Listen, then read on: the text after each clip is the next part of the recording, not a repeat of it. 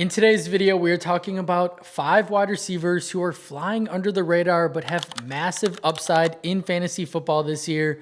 Starting at number 5 with Keon Coleman, who's coming off a rather disappointing rookie year, but I think he showed plenty of upside and potential as he made several splash plays, including week 7, which was kind of his breakout game. 4 catches, 125 yards, 16.5 fantasy points, and then followed that up with an even better performance in week 8, 5 receptions, 70 yards, and a touchdown.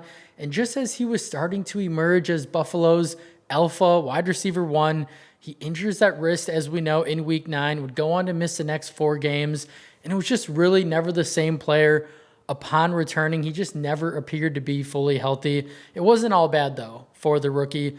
5th in average depth of target, 7th in yards after catch per reception, 3rd in yards per reception, led all Bills receivers in red zone targets as a rookie. I think a lot of this is kind of on offensive coordinator Joe Brady.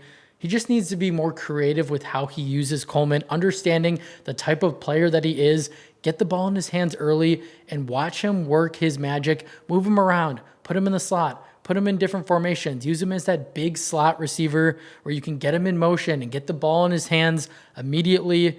We know he's dangerous after the catch. He's a yak machine, very strong vertical threat, can go up and get it. He should have a lot more touchdowns this year. He's super dynamic. He was a punt returner at Florida, became the 2nd player in conference history to receive first-team All-ACC honors as a receiver and punt returner. He's a playmaker, period. Buffalo needs to use him that way. And Buffalo showed us by their actions this offseason that they have big plans for Coleman in year 2. They're not giving up on him just yet. They didn't sign Amari Cooper, and they brought in 2 average at best veterans in Josh Palmer, Elijah Moore, who to me are depth pieces at this point.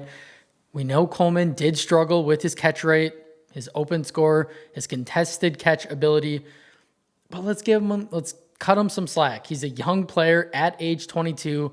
He has plenty of room to grow and improve. Even after struggling in year 1, I still believe in him. I think the sky is the limit. And this is another player where bet on talent. Bet on the talent of Keon Coleman.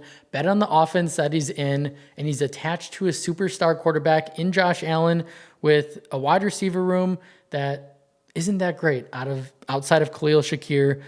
There's limited target competition, as we know. And he's going as the wide receiver 53 in drafts right now. I think he's going to be a massive value. He's going to drastically outperform his ADP. I would not be surprised if he just completely breaks out. At number 4, Rashad Bateman, who's coming off a career best season, 756 yards, 9 touchdowns. He had 11 total touchdowns if you count the playoffs. And this is the first year of his career that he finally stayed fully healthy.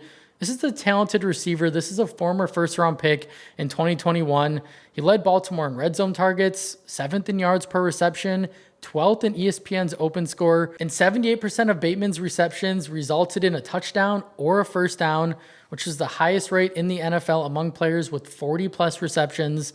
Follow the money, right? He just signed a 3-year, $36 million deal this offseason. He's going to be a big piece of this offense. The money is telling us that, right? He's going to be a big part of this passing attack led by Lamar Jackson. Another year in this new system.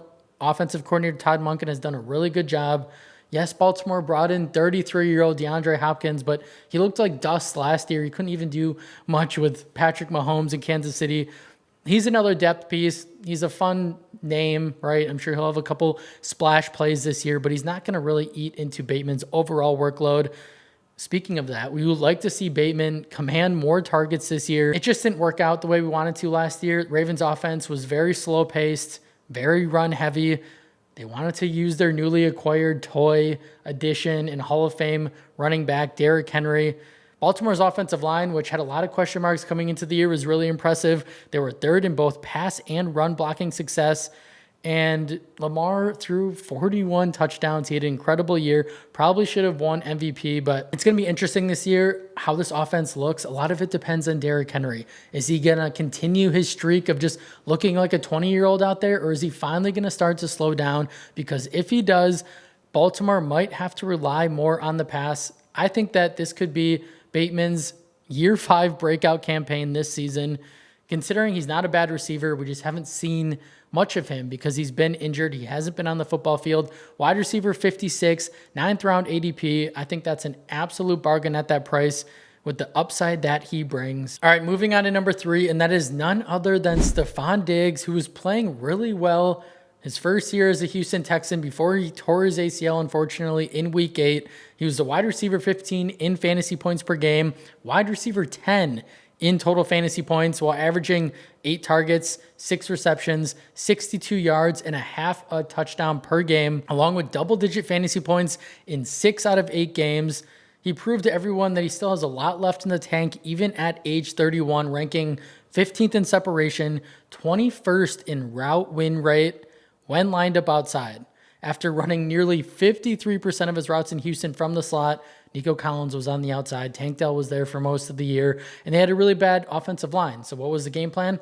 Dink and dunk to Stefon Diggs, and it worked until he got hurt. I'd expect New England, though, to move Diggs back to his normal position, if you will, which is playing outside. That's where he's thrived his entire career. Demario Douglas is probably going to man the slot anyways for the Patriots, and Diggs has averaged 2.52 yards per route run when lining up outside over the past 3 years.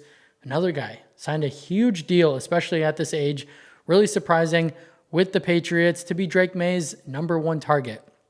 And an offense that has nearly nothing else in the passing game. Like, this roster has nothing. They have no established receivers outside of Diggs, which is why he's on this list, right? A lot of this is about volume. He's going to see a ton of volume. He's going to see a ton of targets, as this Patriots wide receiver core is very weak. And this entire New England offense should take a step forward. We know Josh McDaniels comes back into town as the offensive coordinator. This offensive line is being rebuilt. They started with taking Will Campbell 4th overall in this year's draft, who is an absolute monster. And everything we saw from May last year, really promising. He looked really good. I think he's going to be a very good quarterback in this league for a very long time. And obviously, yes, there's some risk involved with Stefon coming off that ACL. When is he going to be fully healthy? He's an older receiver, but that's already baked into his price. Wide receiver 45 right now, round 8, round 9 ADP. You can likely probably get him even later in your home league. I'm absolutely taking a shot on Diggs anywhere I get the chance. Moving on to one of my favorite guys on this list at number 2, Emeka Egbuka.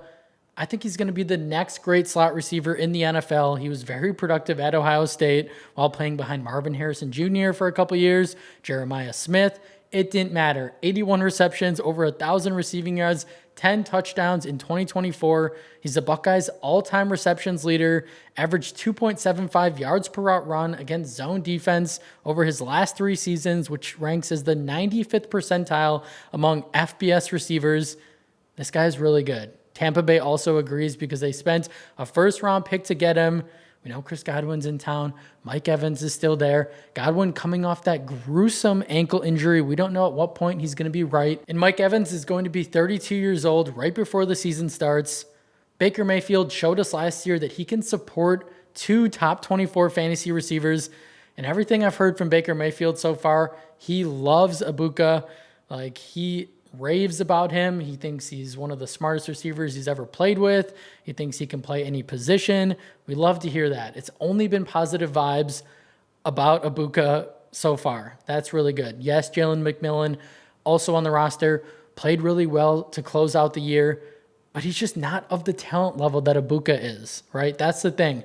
Talent wins out, and I think there's going to be a role for Emeka. And this offense is just super appealing. Tampa Bay finished 3rd in passing yards, 2nd in passing touchdowns last year. We know Liam Cohen, offensive coordinator, is gone, but they're still going to throw the football a ton. They promoted Josh Grizzard, who was the pass game coordinator for Tampa Bay last year, to offensive coordinator, so he knows the scheme, he knows the system.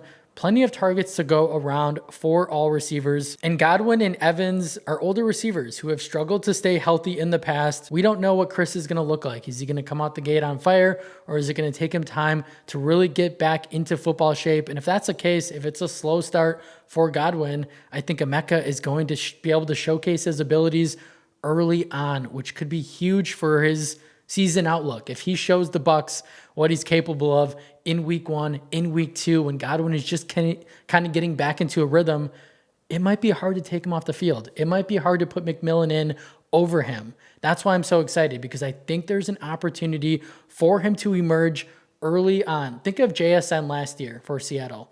He didn't really get to showcase what he really had until I believe it was week 7 or so against the Rams. I think it might have been week 8 where he had that blow-up performance, and then they had a bye week. And then what happened out of the bye? He was the guy. DK Metcalf was a secondary option. JSN emerged as the top target in that offense. I think Emeka can absolutely do that.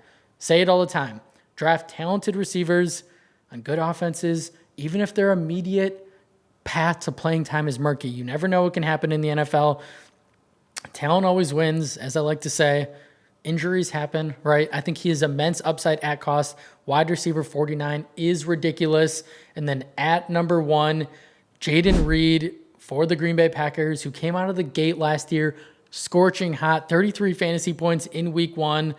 And it was downhill after week 2 for the most part, outside of a couple strong performances. But the issue here was Jordan Love got hurt at the end of week 1 in Brazil against the Eagles. He would go on to miss the next 2 games.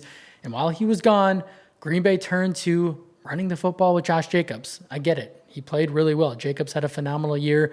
Love returned in week 4, still wasn't 100%, a little gimpy out there. And then he goes and injures his groin a couple weeks later. He was dealing with nagging injuries the entire year, which resulted in Green Bay just relying on the run. Give the ball to Jacobs. They ran the football at the 5th highest rate last season, and that was just a recipe for disaster for Reed. When you're a slot-only receiver on a low-volume passing attack, you're going to struggle. 75% of the snaps he took were from the slot, 68% route participation on the year, which ranked 71st among receivers. He averaged 4.4 targets per game.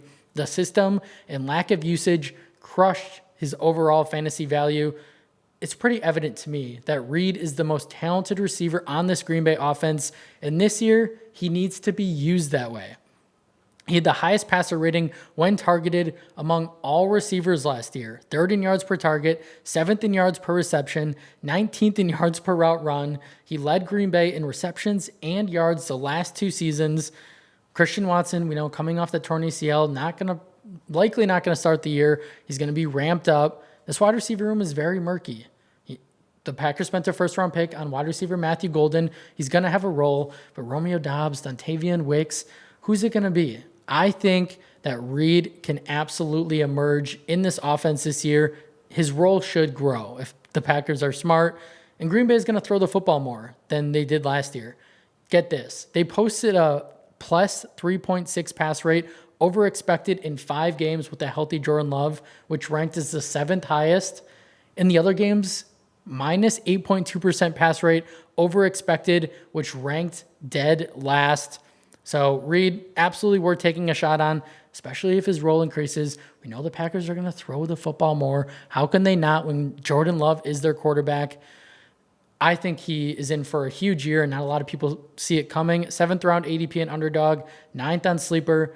He is an incredible value that is really flying under the radar, that could produce wide receiver 2, high-end wide receiver 2 numbers, maybe even wide receiver 1 numbers. A guy you absolutely need to keep your eye on when you're drafting in a couple months. That's all I have for you guys today. Thank you so much for watching. If you took away anything from the video, if you can please like the video, subscribe to the channel. It really helps me out, and I will see you in the next one.